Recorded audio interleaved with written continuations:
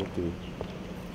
Monsieur Gabriel Da Costa, Premier ministre de Sao Tomé et Principe, envoyé spécial du président Manuel Pinto Da Costa. Cher le Premier ministre, bonjour, soyez le bienvenu. Cher le Premier ministre. Je suis porteur d'un message, Monsieur le Président de la République démocratique de Sao Tomé et Principe, Dr Manuel Pinto Da Costa, pour son frère et ami, son Excellence Paul Biya.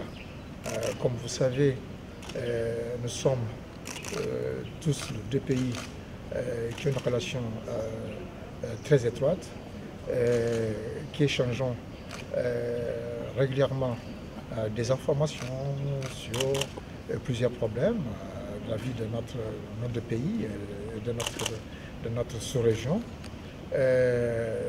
Nous suivons avec beaucoup d'attention ce qui se passe effectivement au niveau du Cameroun, les problèmes sécuritaires, et nous avons manifesté au nom du président Manuel Pinto Da Costa, son homologue et frère, toute notre félicitation pour la façon dont il est en train de mener ce combat pour repousser des situations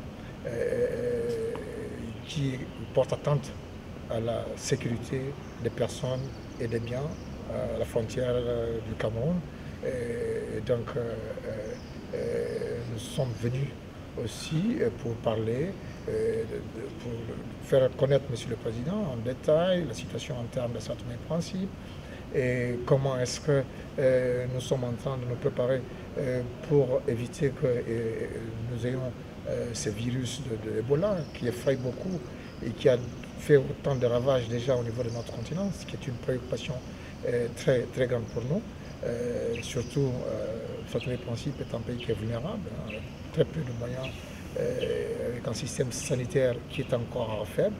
Bon, tout cela a fait objet de messages que j'ai transmis à son Excellence Paul Biya, et surtout l'expression de la fraternité, de la solidarité du peuple saotoméen envers le peuple camerounais.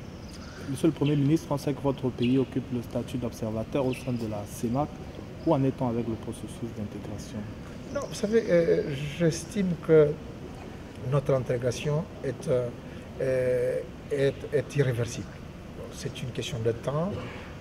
Et si nous voulons effectivement bâtir un grand ensemble au niveau de notre continent et de nos sous-régions, il faudra un jour que nous franchissions des départ envers cette intégration et surtout donnant le sens, l'expression réelle, le contenu réel à toutes ces organisations monétaires, douanières que nous avons au niveau de notre sous-région. Donc nous avons des problèmes, comme vous le savez. Donc, nous avons été colonisés par le Portugal, nous avons des attaches, il